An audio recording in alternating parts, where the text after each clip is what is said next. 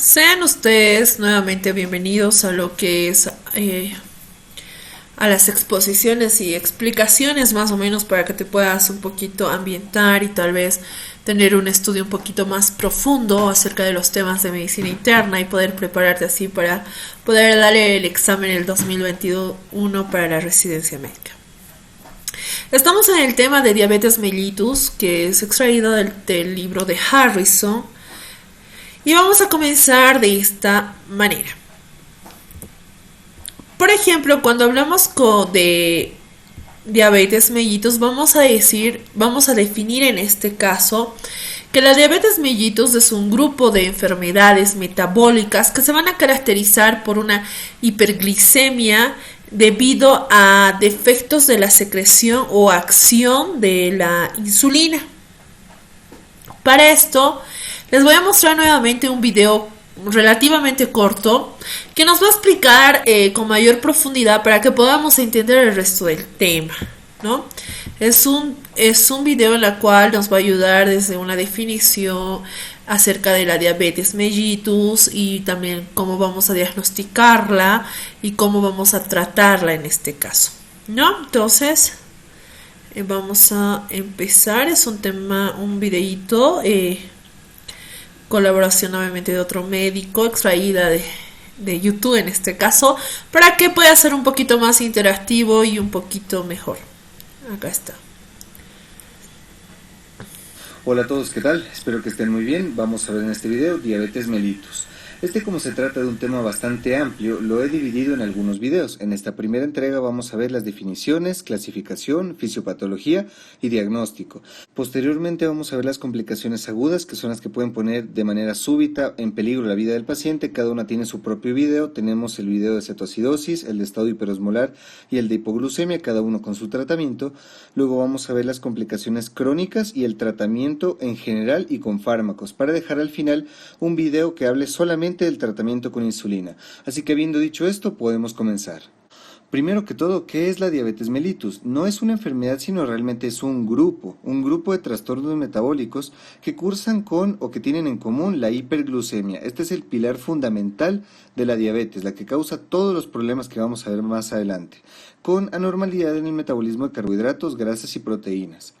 Esta hiperglucemia ocurre o puede ocurrir por tres mecanismos. El primero es que hay una deficiencia parcial o completa de la secreción de insulina. Si no hay insulina, recordemos que la insulina es la hormona que ingresa glucosa a las células. Si la insulina no actúa, la glucosa se queda en la sangre aumentando sus niveles y por eso hiperglucemia.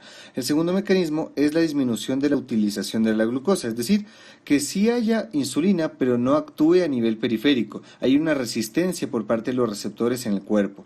Y el tercer mecanismo es aumento en la producción de la glucosa, que esto se ve principalmente en la diabetes 1, pero eso ya lo vamos a explicar más adelante. Ahora, como ya les había dicho antes, este es un grupo de enfermedades, así que los vamos a dividir en 4. Tenemos primero la diabetes mellitus tipo 1, esta antes se le llamaba insulino dependiente, aunque esto es un término antiguo que ya no se utiliza, y esta ocurre porque el páncreas no produce la insulina suficiente que necesita el organismo. Después tenemos la diabetes tipo 2, en esta sí se produce insulina, pero no funciona, es decir, hay una resistencia en los tejidos periféricos a la acción de la misma, así que es como si no hubiera. Después tenemos la diabetes gestacional, una diabetes que ocurre solo durante el embarazo. Y finalmente los otros tipos específicos de diabetes, que es un grupo muy amplio de enfermedades, son todas estas de aquí, donde las principales o las más frecuentes son las diabetes tipo MODY, las que ocurren por defectos genéticos. No es importante que te sepas cada diabetes MODY con su respectiva enzima, porque la verdad esto es más de especialidad. Lo que sí es importante es que sepas cuándo debes sospechar una diabetes MODY. Debes sospecharla cuando el paciente tiene diabetes antes de los 25 años, cuando hay más de 2 generaciones afectadas por el componente genético. Y bueno, estas dos primeras características se comparten con la diabetes 1. También es una diabetes de jóvenes, también tiene componente genético, pero lo que le diferencia es que no hay insulinodependencia, es decir, la diabetes 1 se puede tratar solamente con insulina. Las MODY pueden responder a otros tipos de tratamiento, como ya lo vamos a ver más adelante. Ahora, vamos a ver por qué ocurre cada tipo de diabetes. Primero tenemos la fisiopatología de la diabetes 1. Esta se corresponde a un 5 a 10% de todas las diabetes y tiene un origen autoinmune. El organismo no reconoce a las células beta del páncreas como si fueran propias, entonces las ataca mediante anticuerpos y también inmunidad celular. Si podemos ver esta gráfica, representa el número de células beta que tiene la persona a lo largo de su vida. Entonces, la persona nace con un determinado número de células beta, estas aumentan, se mantienen estables durante años y lo que va a desencadenar la enfermedad es un inmunoactivador. Se han descrito algunos inmunoactivadores como el virus de la rubiola, Coxsackie, proteínas de la leche de vaca, la enfermedad de Graves, artritis reumatoide y también situaciones que aumenten súbitamente las necesidades de glucosa como la enfermedad de Addison o la pubertad. Esto desencadena una respuesta autoinmune que comienza a disminuir progresivamente los niveles de células beta, hasta que llega a un punto de quiebre donde hay una disminución del 80% de las células. En este momento, el páncreas ya no puede suplir la función endocrina y aquí aparece la diabetes manifiesta. A partir de aquí, el paciente, como ya no produce la insulina necesaria, va a necesitar que se le inyecte insulina por el resto de su vida para controlar los niveles de glucosa. Después tenemos la fisiopatología de la diabetes 2. Esta es la más frecuente de las diabetes con un 90%, es la típica que da a los pacientes de edad avanzada y ocurre por una resistencia a la insulina o anomalías en su secreción. Esta enfermedad cuenta con un fuerte componente hereditario, es decir, puede heredarse y están implicados más de 20 genes y también puede adquirirse porque hay factores de riesgo que aumentan la resistencia a la insulina como la obesidad, nutrición, ejercicio, el sexo masculino, el envejecimiento y esta ocurre o la fisiopatología general se desencadena mediante cuatro mecanismos simultáneos. El primero es que hay una menor secreción de insulina. Esto puede explicarse porque las células del páncreas se vuelven también resistentes a insulina. Esto quiere decir que cuando aumenta la glucosa, esta no ingresa dentro de las células, entonces estas no saben que tienen que sintetizar más insulina y por eso hacen menos. El segundo mecanismo es la resistencia periférica a la insulina. Esta quiere decir que en el tejido muscular graso y hepático no funciona la insulina, hay algún error en la cadena de señalización y por consiguiente, como la glucosa no entra dentro de las células, el organismo piensa que falta glucosa y aquí viene el tercer mecanismo, aumenta la síntesis hepática de glucosa. ¿Por qué? Como el hígado no le entra glucosa a las células, piensa que tiene que producir más, entonces por eso produce más glucosa y aumenta más la glicemia, empeorando el problema. Y finalmente hay un metabolismo normal de la grasa, aumentan los ácidos grasos libres, estos ocupan los receptores de insulina y por consiguiente perpetúan el problema de la resistencia periférica a la insulina. Ahora les voy a mostrar un cuadro comparativo de los dos tipos de diabetes para que sepamos cómo se manifiestan clínicamente y sus características principales. Primero que todo, la edad. La diabetes 1 ocurre en pacientes jóvenes después de la pubertad, en cambio la diabetes 2 es más frecuente después de los 60 años. En el inicio, o sea, la instauración de la enfermedad, la diabetes 1 es más brusca, tiene más síntomas, la diabetes 2 es gradual, sin síntomas, de hecho esta no la detectamos sino hasta que vemos una de las complicaciones de la diabetes 2, que ya las vamos a ver después. La complicación aguda que más frecuentemente se relaciona con la diabetes 1 es la cetoacidosis y con la diabetes 2 es el coma hiperosmolar. En cuanto al peso, y esto es muy importante, los pacientes con diabetes 1 tienen un peso que es normal o puede disminuir. Puede disminuir por el hecho de que como no hay insulina, la glucosa no entra en las células, por consiguiente el paciente no se nutre y no hay ganancia ponderal. En cambio, la diabetes 2, muchos pacientes pueden ser obesos y esto puede ser la causa de la diabetes o inclusive pueden aumentar de peso por el metabolismo normal de las grasas. En cuanto a antecedente familiar, es más, bueno, en ambos hay, pero es más frecuente en la diabetes tipo 2. En cuanto a histopatología, tenemos que saber que, bueno, recordemos, diabetes 1 es autoinmune, entonces va a ser lesiones inflamatorias tempranas que se manifiestan como una insulitis, es decir, inflamación del islote de Langerhans. En la diabetes 2, como no hay inflamación, vamos a ver lesiones que son más tardías en aparecer, que son fibrosas y que generan un depósito de tipo amiloide. Si nosotros midiéramos la insulina en ambos tipos de diabetes, como ya sabemos la fisiopatología, deducimos que en la diabetes 1 hay una reducción intensa de los niveles de insulina porque no se produce. En cambio, en la diabetes 2, la insulina es normal o puede incluso estar elevada. En cuanto a las complicaciones crónicas, y esto es una diferencia realmente muy importante, es que estas no se manifiestan en la diabetes 1 en el momento del diagnóstico. ¿Por qué? Porque cuando tú diagnosticas la diabetes 1, esta ya tiene bastantes síntomas, entonces se detecta rápidamente, aparecen jóvenes, o sea, no han habido suficientes años para que la diabetes haga sus complicaciones crónicas.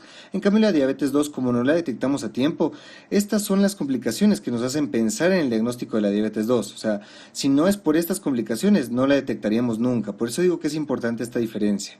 En cuanto al tratamiento básico, sabemos diabetes 1, no tenemos otra alternativa que utilizar insulina. En la diabetes 2, esta se puede corregir inicialmente solamente con dieta y ejercicio, pero progresivamente vamos a utilizar otros fármacos y también insulina dependiendo del tipo del paciente. Y finalmente el péptido C, que recordemos que el péptido C es la parte que se le desprende a la proinsulina al momento de secretarse, entonces este va a estar bajo en la diabetes tipo 1, porque si no se produce insulina, tampoco se produce péptido C, porque los dos se producen al mismo tiempo. En cambio, en la diabetes 2, como sí se produce insulina, sí se produce también el péptido C y por consiguiente este va a estar elevado. Ahora que sabemos todo esto, podemos pasar al diagnóstico. Les voy a poner ahora cuáles son los criterios de la Asociación Americana de Diabetes 2019, que de hecho son los mismos criterios de la Federación Internacional de Diabetes y los mismos criterios de la Organización Mundial de la Salud, y que son los siguientes. El primero, tener una hemoglobina glicosilada más de 6.5%. El segundo, tener una glucemia en ayunas más de 126 miligramos decilitro. El tercero, tener un TTOG, o sea, un test de tolerancia oral a la glucosa. ¿Qué significa esto? Que vamos a darle al paciente 75 gramos de glucosa y esperamos 2 horas y medimos la glucemia. Después de hacer esto, que sea más de 200 miligramos decilitro. Y la otra es la glucemia al azar, o sea, tomar una medición de glucosa en cualquier momento del día, excepto que sea en ayunas, y que sea más de 200 miligramos decilitro. Que cumpla solamente una de estas, se debe confirmar, ojalá con el mismo tipo de estudio, o sea, si utilizamos glucemia en ayunas, ojalá repetir ese mismo, y si igual me sale más de 126, ya es diagnóstico de diabetes. Y bueno, no es necesario hacer la confirmación con el segundo estudio si es que hay síntomas clásicos de la diabetes, y estos son las 4 P's: polifagia, poliuria, polidipsia y pérdida de peso. Recordemos, polifagia, el paciente come más porque como la glucosa no entra en las células, el paciente tiene hambre porque necesita esa energía. Poliuria, porque el riñón está intentando eliminar la glucosa aumentando la diuresis. Polidipsia, porque justamente como está orinando más necesita tomar más líquidos. Y pérdida de peso en la diabetes tipo 1. Ahí no tenemos que confirmar con un segundo estudio o si hay una descompensación aguda. Si el paciente está presentando una cetoacidosis diabética o un estado hiperosmolar, no es necesario hacer una segunda determinación para ya llegar al diagnóstico. Ahora, además del diagnóstico de diabetes, existen 3 situaciones especiales donde, aunque no sean diagnósticas, aumentan cuantiosamente el riesgo de que el paciente pueda tener diabetes en un futuro y por eso se les conoce como prediabetes. ¿Y qué son? Una hemoglobina glicosilada entre 5.7 a 6.4 es factor de riesgo. La otra situación es la llamada glucemia alterada en ayunas, que es cuando la glucosa medida en ayunas está entre 100 y 125, y la otra es la intolerancia a los hidratos de carbono. Esto se define como un TTOG, es decir, esta prueba que ya explicamos, que esté entre 140 y 199. Estas 3 situaciones aumentan el riesgo de que presente diabetes en un futuro. Y bueno, otra cosa muy importante que tal vez ya te diste cuenta es que la diabetes, principalmente la tipo 2, puede pasar desapercibida con el pasar de los años y manifestarse cuando ya está con complicaciones. Esto es lo que tenemos que evitar, así que para esto tenemos que formularnos la siguiente pregunta. ¿Cuándo se recomienda hacer cribado en pacientes sin síntomas? Pues las recomendaciones actuales nos sugieren iniciar a los 45 años y realizar determinaciones de glucosa cada 3 años. Pero no importa la edad, vamos a hacerlo a cualquier edad y de manera más frecuente en pacientes que tengan IMC más de 25, es decir, que sean obesos, más sedentarismo, más antecedente patológico familiar de primer grado o que hayan tenido diabetes gestacional en el caso de las mujeres, que tengan intolerancia a hidratos de carbono o glucosa alterada en ayunas, que tengan el síndrome de ovario poliquístico porque este se asocia a resistencia a la insulina y que tengan otros factores de riesgo cardiovascular, entonces se beneficiarían más del diagnóstico temprano de diabetes, que serían hipertensos, triglicéridos más de 250, HDL menos de 35 y antecedentes patológicos de enfermedad cardiovascular. Esto con el fin de realizar un diagnóstico temprano y evitar las temidas complicaciones. Las complicaciones las podemos dividir entre las agudas, las que son de instauración súbita, y las crónicas, que son las que aparecen con el pasar de los años. Estos temas los vas a encontrar en esta lista de reproducción. He hecho un video separado por cada complicación aguda porque el tratamiento es diferente y yo quiero enfocar bastante eso para que tú salgas experto en el tratamiento de cetoacidosis, de estado hiperosmolar y de la hipoglucemia asociada al tratamiento. Y finalmente las complicaciones crónicas las vamos a ver en un video conjunto con el tratamiento, igual en esta misma lista de reproducción. Y eso es todo, mis amigos y amigas. Con esto concluyo la primera parte de este gran tema de diabetes. No olvides ver los demás videos de diabetes en esta lista de reproducción. Tampoco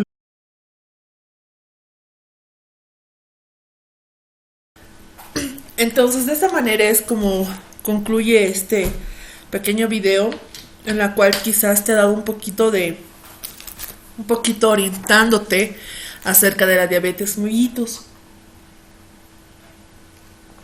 Ahora lo que vamos a hacer es seguir explicándote el tema y vamos a hablar, como ya hemos hablado de manera más resumida en el video, con la explicación que el médico nos hizo, vamos a hablar de la clasificación.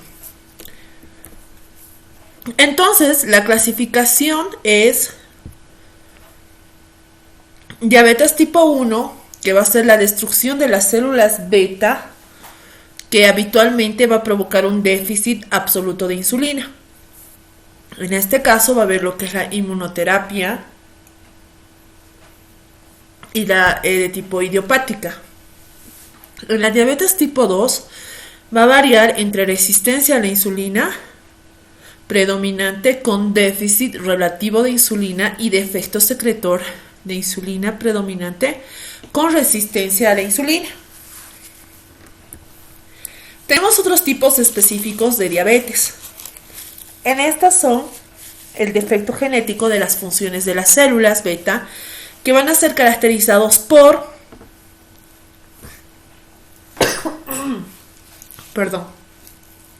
mutaciones de tipo, por ejemplo, en uno que un factor de transcripción nuclear del hepatocito, por ejemplo, de un AHNF4A a un MOBI1, y una glucosinasa que va a ser de tipo MOBI2, ¿no? Y también tenemos un HNF a la MOBI3. El factor promotor de insulina, que va a ser la IPF, F en este caso -1, que va a ser de tipo MOBI4, o un NeuroD a un MOBI6. En el 7 tenemos el DNA mitocondrial. Tenemos la subunidad de canal de potasio sensible a lo que es la ATP. Y también tenemos lo que es la conversión de proinsulina a insulina.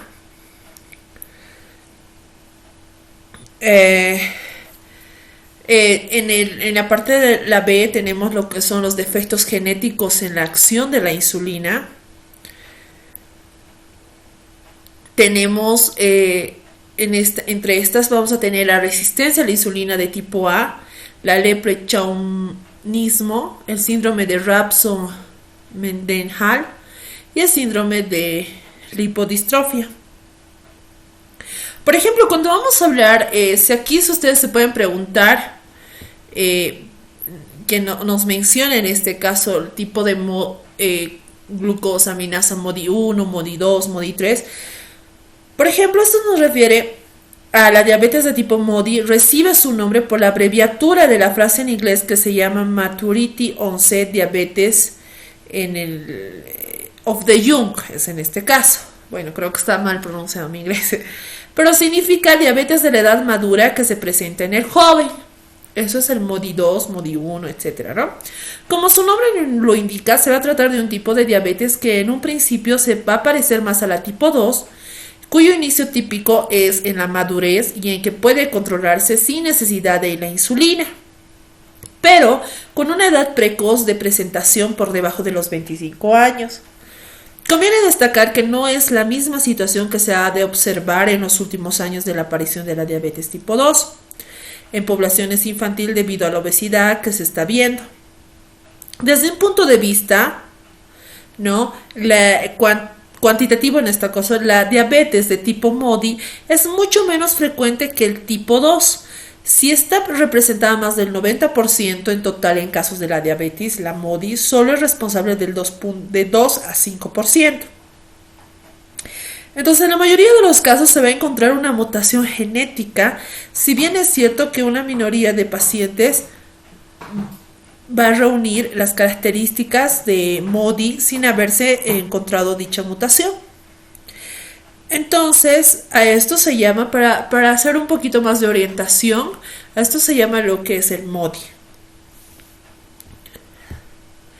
Tenemos enfermedades enfermedades del páncreas exócrino, como las pancreatitis, las pancreatectomías, las neoplasias, las fibrosis quísticas, las hemocromatosis, las pancreopatías, las fibrocalculosas, las mutaciones en el gen de lipasa, de carboxiléster, las endocrinopatías, las acromegalias. Bueno, en las endocrinopatías vamos a tener las acromegalias, el síndrome de Cushing, el glucagón, los freocromocitomas, hipertiroidismo, somatostatinoma, aldosteronoma, y las inducidas por fármacos o agentes químicos que van a ser el Vacor, la pentamidina, ácido nicotínico, glucocorticoides, hormonas tiroideas, el diazóxido, y en estas las agonistas adrenérgicos beta, tiazidas, fenitoína, interferón alfa, inhibidores de la proteasa, etcétera. También tenemos, no sé si puedes continuar, seguir leyendo, estamos en infecciones.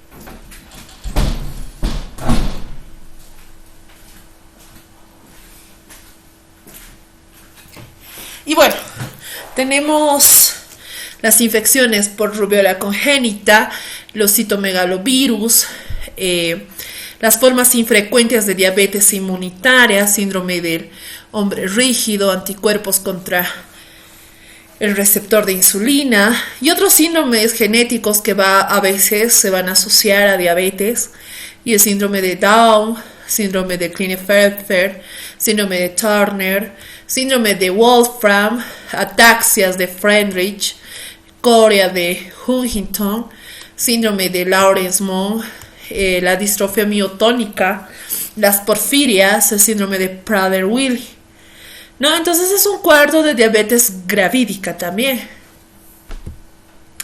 Cuando vamos a hablar acerca de la etiopatogenia, vamos a nombrar, por ejemplo, las diabetes tipo 1.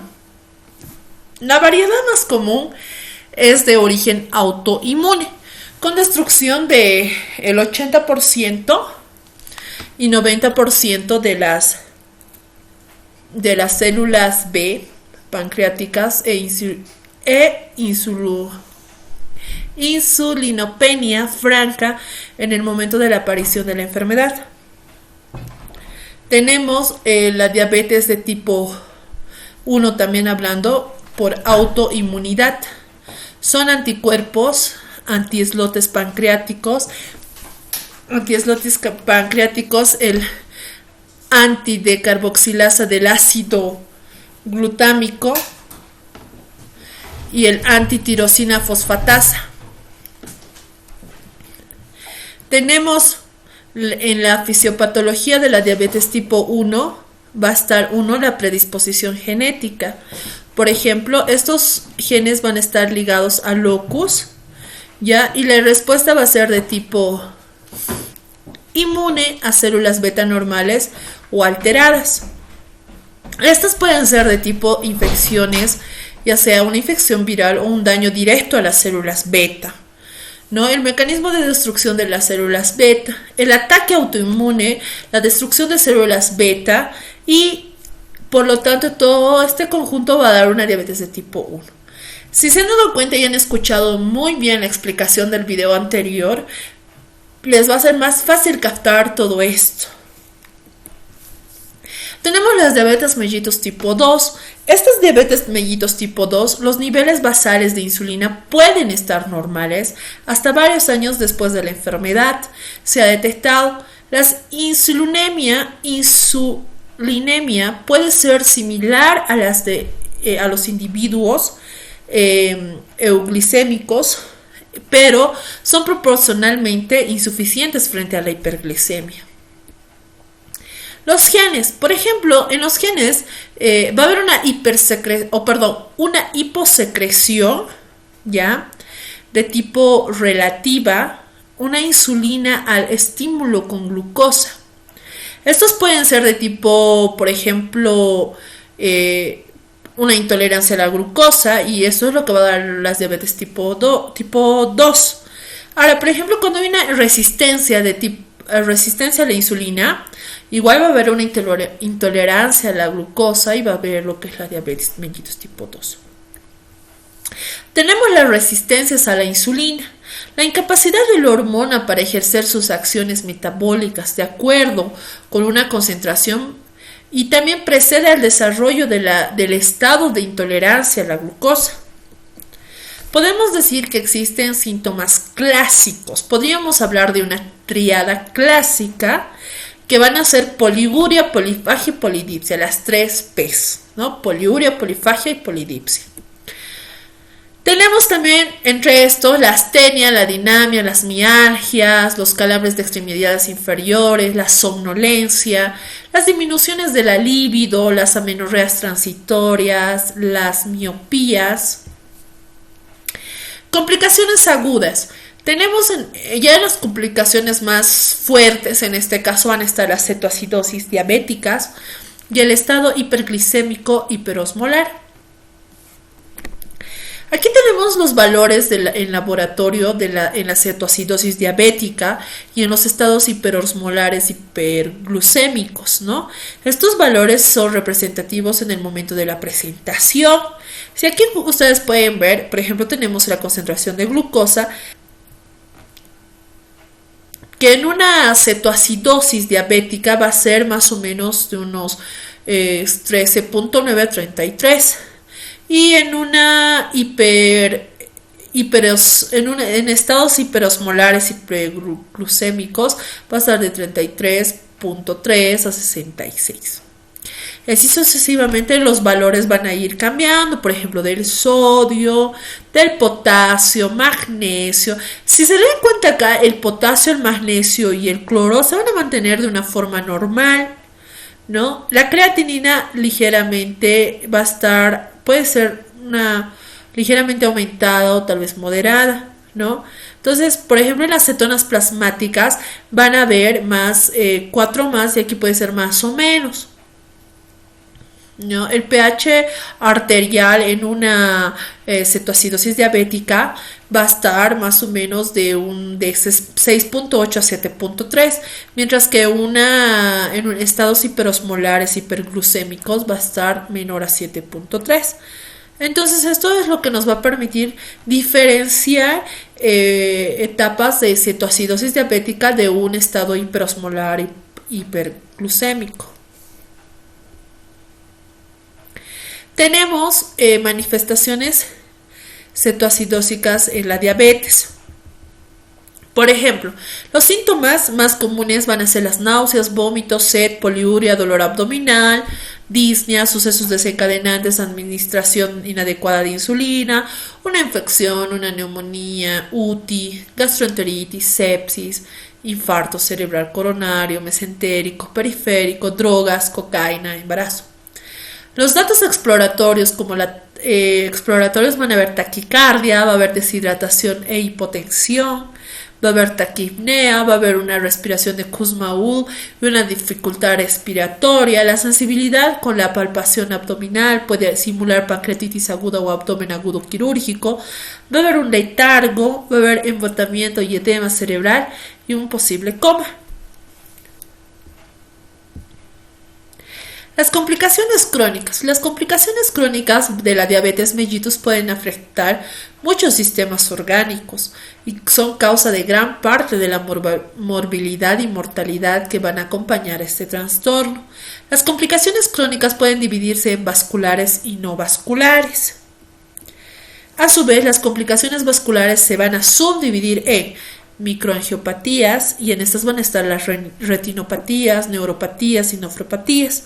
En las macroangiopatías van a estar las coronariopatías, va a estar la enfermedad vascular periférica y va a estar las enfermedades vasculares cerebral. Las complicaciones no vasculares van a comprender problemas como gastroparesias, infecciones y afecciones de la piel. Tenemos complicaciones crónicas de las diabetes mellitus. Por ejemplo, las microvasculares, como acá está, enfermedades, como dijimos, oculares, retinopatías y edema de la mácula. Por eso es que siempre en una diabetes no compensada, en este caso una cetoacidosis, vamos a ver siempre si hay edema de papila o edema de la mácula, ¿no? Y en las neuropatías vamos a ver las sensitivas y motoras, vegetativas, y en las nefropatías en este caso. Las macrovasculares va a haber arteriopatía coronaria, enfermedad vascular periférica y la enfermedad vascular cerebral.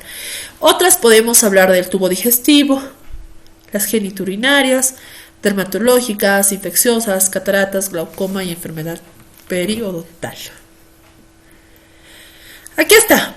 Por ejemplo, las microangiopatías o infartos o hemorragias cerebrales, que se van a nivel del cerebro, hipertensión, ¿no? Las arteriosclerosis que van a estar en las coronarias, el infarto de miocardio, las nefroesclerosis a nivel del riñón.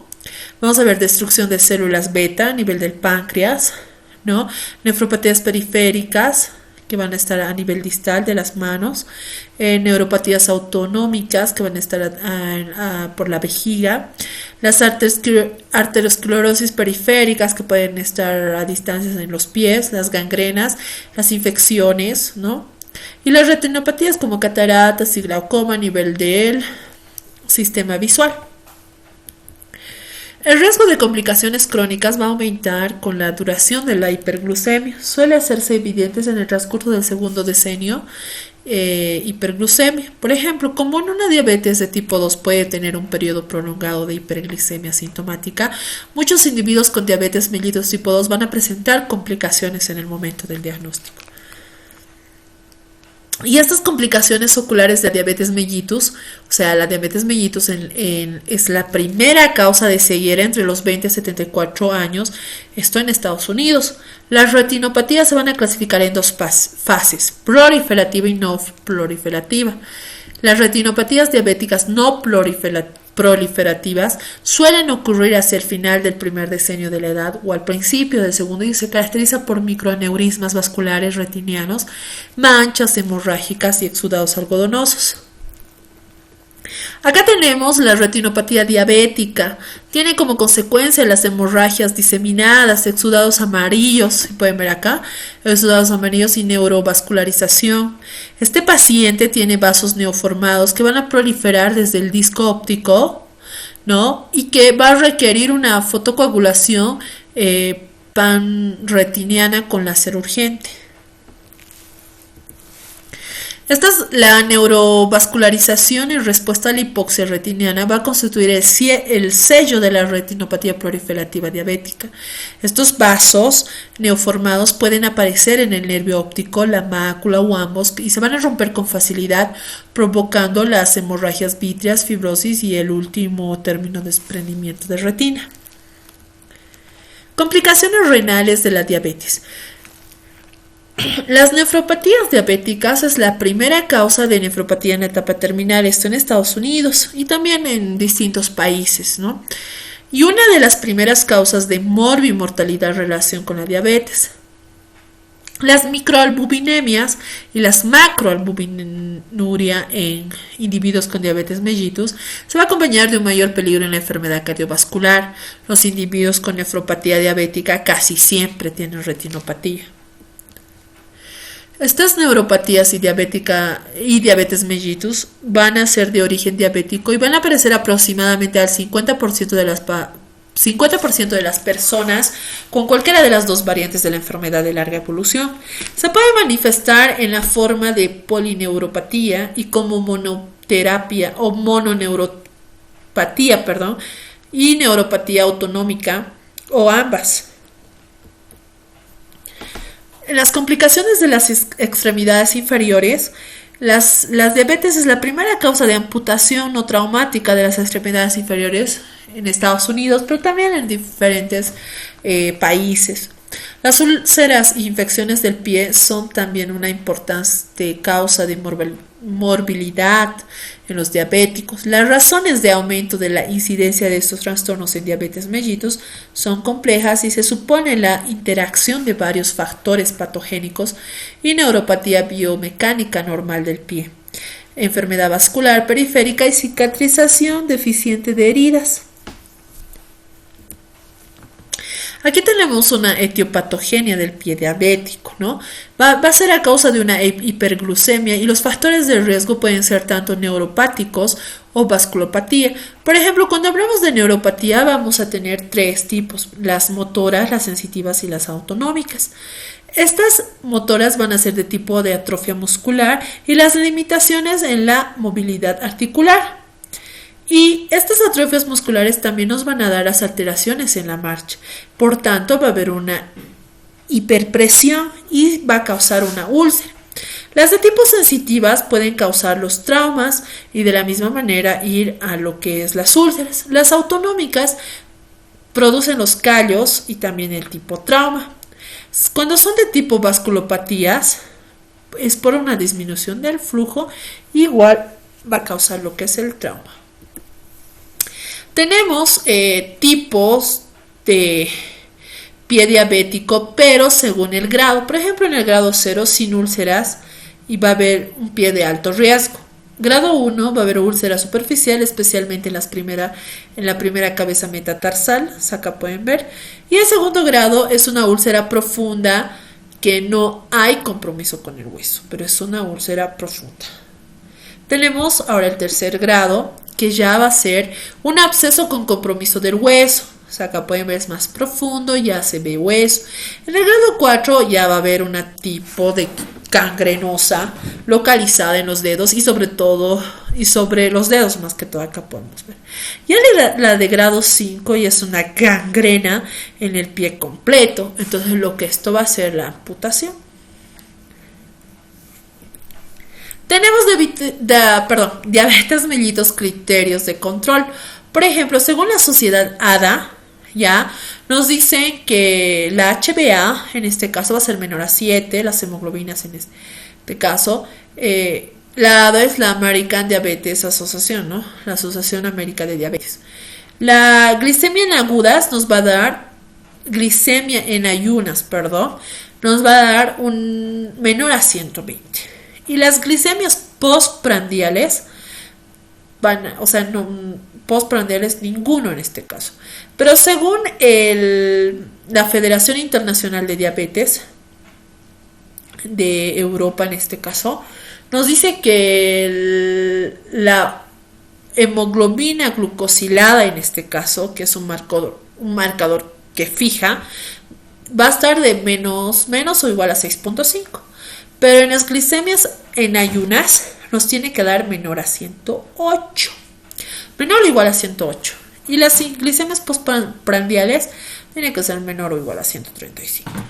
Y según la asociación o el Colegio Americano de Endocrinología, la hemoglobina glucosilada en este caso es igual, menor o igual a 6.5. Y en ayunas va a ser menor a 108. Y las postprandiales van a ser menor a 140. Hablamos de la diabetes gestacional, ¿no? Estas diabetes gestacionales vamos a hacer el diagnóstico de tolerancia a la glucosa oral, ¿no? Y esta es una prueba que más allá les voy a ir explicando poco a poco, pero esto se trata de tomar, es una tolerancia sí que van a dar a los pacientes glucosa para ver cómo va aumentando y cómo va a ser, digamos, el aumento progresivo, ya sea en 1 hora, 2 horas o 3 horas, que va a ir aumentando la glucosa en este caso. Pero eso lo vamos a hablar acá. Cuando hablamos de tratamiento, vamos a decir lo siguiente. Decimos que el objetivo terapéutico en adultos diabéticos va a ser el índice, el control de la glucemia. Tenemos que controlar la glicemia. ¿no? Las cifras tienen que ser como objetivo de hormona glicosilada menor a 7. La glucosa plasmática capilar en fase preprandial tiene que ser de 5 a 7 más o menos. La glucosa plasmática capilar en fase postprandial menor a 10. La presión arterial tiene que estar menor a 130/80. Estos son los objetivos que nosotros nos marcamos para hacer, o sea, son objetivos terapéuticos en este caso. Los lípidos, vamos a medir las lipoproteínas de baja densidad, las de alta densidad y los triglicéridos. Y aquí nos dan, por ejemplo, en los de baja densidad menor a 2.6, en las de alta mayor a 1.1 y los triglicéridos 1.7. Según recomienda la ADA, es importante establecer objetivos y metas para cada paciente, ¿no? Pues dichas metas pueden ser diferentes en algunas poblaciones de enfermos. Entonces, nosotros tenemos que plantearnos un objetivo terapéutico cuando vamos a tener enfrente un paciente que estemos tratando con diabetes, ¿no? Tenemos que plantearnos un objetivo en el cual tenemos que ir bajando todos estos parámetros, desde la medición de la hemoglobina glicosilada, desde la glucosa en sangre, desde la presión arterial y también los lípidos, la concentración de los lípidos, ¿no? Tenemos ahora lo que es un tratamiento no farmacológico. Es una terapia alimentaria cuyo objetivo es optimizar el control metabólico, mejorar el estado nutricional, prevenir y retardar las complicaciones agudas y crónicas de la enfermedad y reducir los factores de riesgo cardiovasculares. La actividad física es muy importante. Los efectos metabólicos, un mejor control glicémico, mejor control de carbohidratos y lípidos, aumento de síntesis energética, la activación del metabolismo celular, mayor intercambio gaseoso, y también podemos ver efectos cardiovasculares, efectos respiratorios y también los psicosociales. Tratamiento farmacológico. Por ejemplo, una absorción en este caso de medicamentos que van a ir para las diabetes, vamos a hablar de una inhibición alfa-glucosidasas. En cuanto hablemos, todo va a ir enmarcado una hiperglucemia, ¿no?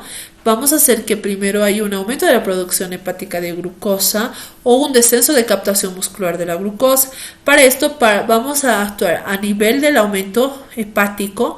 Pueden ser las metforminas y las glitazonas.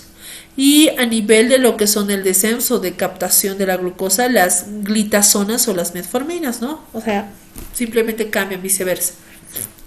Y secreción inapropiada de insulina, como las sulfonilureas, las meglitinidas y las insulinas. Antidiabéticos orales. Los antidiabéticos orales, por ejemplo, son terapias de hipoglucemiantes en la diabetes tipo 2 y tenemos, por ejemplo, las biguanidas, cuyo mecanismo de acción va a ser la producción de glucosa por hígado en adelgazamiento y utilización de glucosa y resistencia a la insulina. Ejemplos, tenemos las metforminas, ¿no? Entonces, esta va a disminuir más o menos la hemoglobina glucosilada de 1 a 2, cuyas ventajas es el adelgazamiento, ¿no? Y las desventajas específicas de cada agente, acidosis láctica y diarreas. Las contraindicaciones van a ser, por ejemplo, creatinina C rica mayor en varones, ¿no? Por ejemplo, ahora tenemos inhibidores de la glucosidasa alfa, por ejemplo, la carbosamiglitol, la disminución de la glucemia postprandial. También tenemos inhibidores de la dipeptidasa, que van a ser, por ejemplo, la sitagliptin, ¿no? Que va a disminuir de 0.5 a 1 y no va a originar hipoglucemia. Y tenemos las tiazolidinedionas, no puedo pronunciar bien, tiazolidinedionas en este caso, cuyo mecanismo de acción va a ser la resistencia a la insulina, la utilización de glucosa. Y por ejemplo tenemos como ejemplo la rosiglitazona, la pioglitazona, de 0.5 a 1.4 y va a disminuir las dosis necesarias de insulina. El edema periférico, las desventajas: edema periférico, incremento ponderal de fracturas, edemas de la mácula, ¿no? Entonces esos tenemos los diabetes antidiabéticos, orales.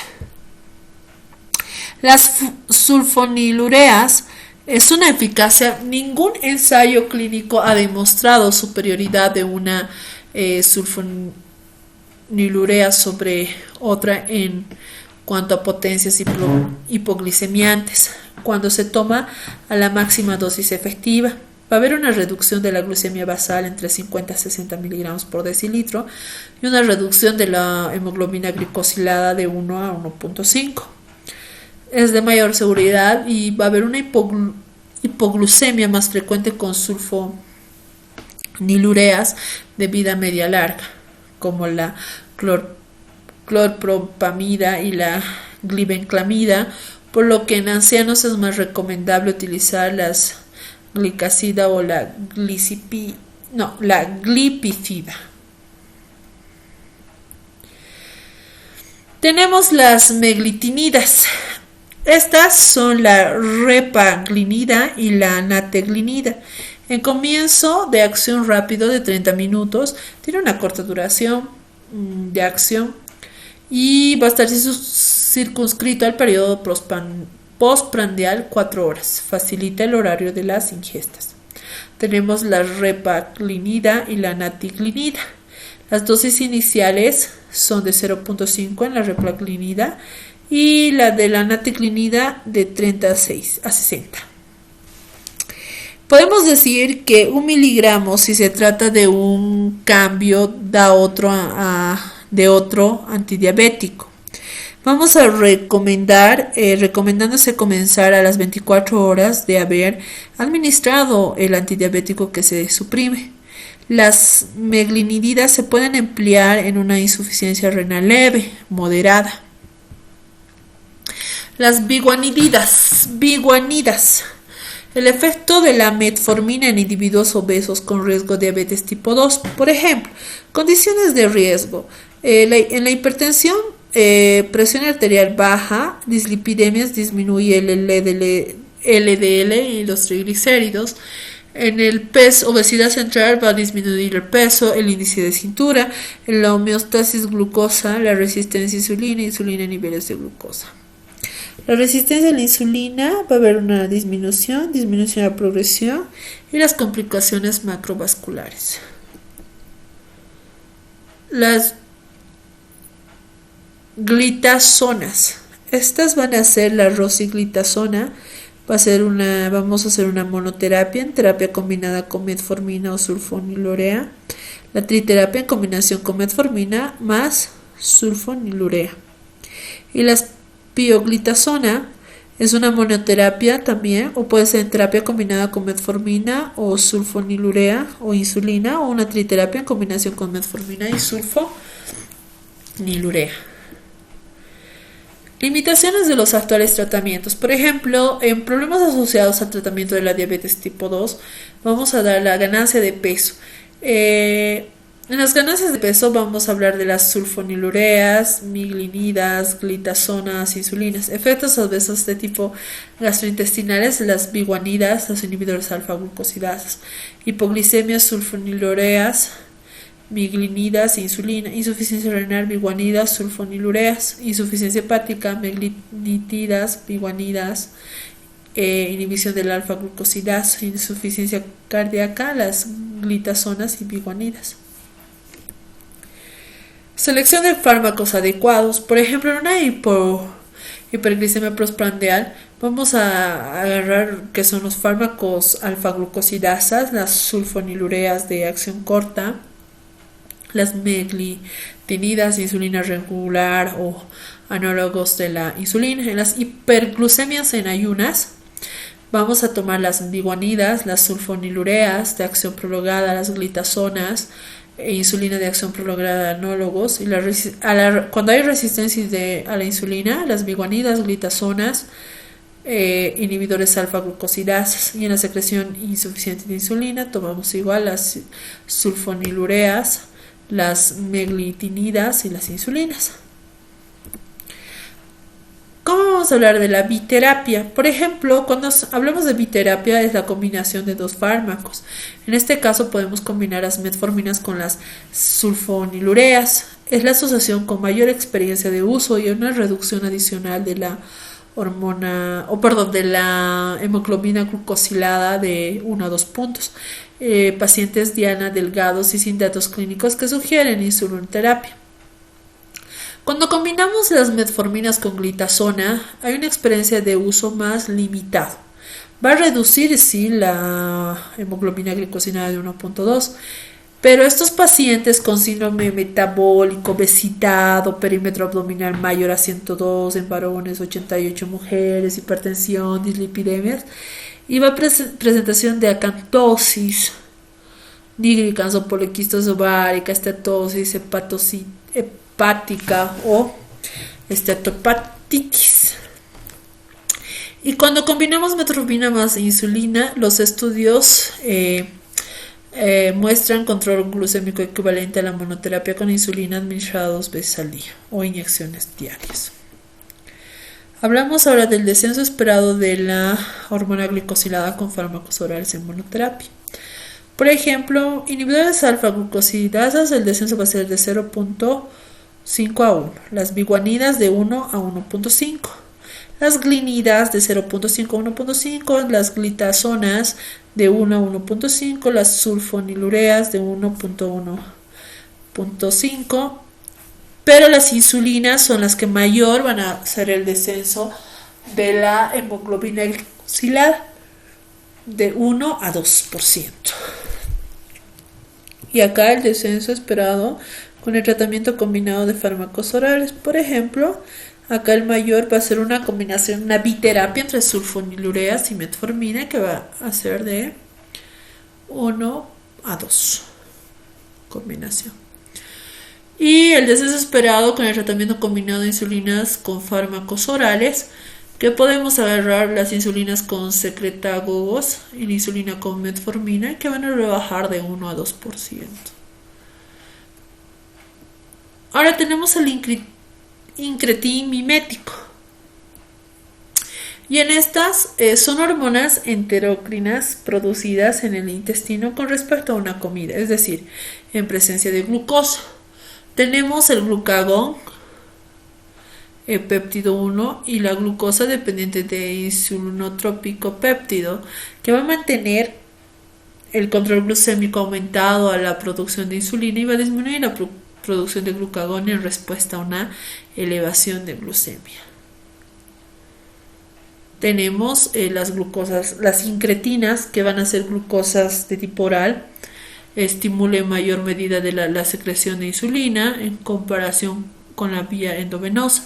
El efecto de incretina es responsable del 50 al 70% de las insulinas secretadas dependiente de la glucosa. En las diabetes mellitus tipo 2, el efecto de incretina, está ausente o reducido de manera significativa. Tenemos la dipeptidilpeptidasa 4, es una enzima que va a degradar las incretinas. Existe tanto en forma fija a la membrana como en la superficie externa de diversas células y también se encuentra en el plasma de forma saludable. Hablando de la insulina, vamos a hablar que en las indicaciones de insulina, tanto en diabetes tipo 1 y 2 y también en las hiperglucemias sostenidas o en la pérdida de peso no controlable o descenso de hiperglucemia, la falta de HGO, los corticoides, insuficiencia hepática renal, embarazo y situaciones especiales. Por ejemplo, localización apropiada para la inyección de la insulina. Aquí podemos ver normalmente donde los pacientes suelen aplicarse la insulina es por este sector, ¿verdad? Pero también pueden aplicarse por aquí o también. Entonces, es la localización apropiada para inyección de la insulina y que tiene que ser tipo subcutánea. Farmacocinética de los preparados de insulina. La insulina subcutánea de acción breve, por ejemplo el Lispro, el Lispro, el Aspart, la glucosilina simple, de acción breve el inhalado, de acción larga, la NPH. Normalmente la NPH es la que suelen utilizar con mayor frecuencia porque es de una larga acción, ¿no? Es el que más se utiliza. Es el más utilizado, la NPH. Ahora, análogos de la insulina. De acción rápida, el Lisprop interviene en la secuencia de aminoácidos de la cadena beta. La insulina Aspart, cambio de la Pro beta 28 por una de un aspartico. La glucosilina cambia la aspargina B3 por lisina. Y tenemos las de acción prolongada, la glargina, que son 2 moléculas de arginina, son adicionadas a la cadena beta y también se cambian a una de asparto A21 por glicina. Va a determinar la acción de ácidos grasos en cadena larga y se van a unir a la albumina. Tenemos insulina Lispro e insulina Aspart.